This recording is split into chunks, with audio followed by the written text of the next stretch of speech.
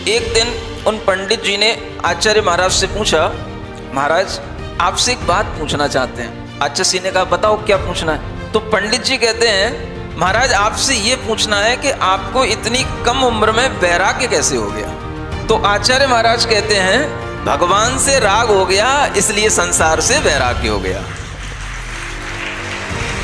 तो जब ये उत्तर दिया आचार्य श्री ने तो पंडित जी विचार करने लगे कि आचार्य श्री आज भी मनोविनोद में है, क्योंकि ये कोई वास्तविक उत्तर तो है नहीं।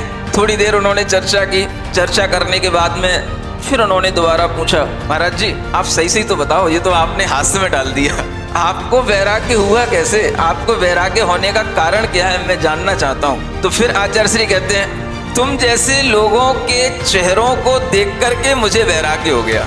मतलब तुम जैसे पढ़े लिखे लोग, अच्छी उम्र के लोग, घर में अच्छे ढंग से रहने वाले लोग भी दुखी दिखाई देते हैं, चिंतित दिखाई देते हैं। संसार का हर प्राणी मुझे परेशान दिखाई देता है, इसलिए उन्हें देख करके मुझे वैराग्य हो गया। दूसरी बार उन्होंने ये उत्तर दे दिया। पंडित जी का समय पूरा हो गया, पंडित जी चले गए।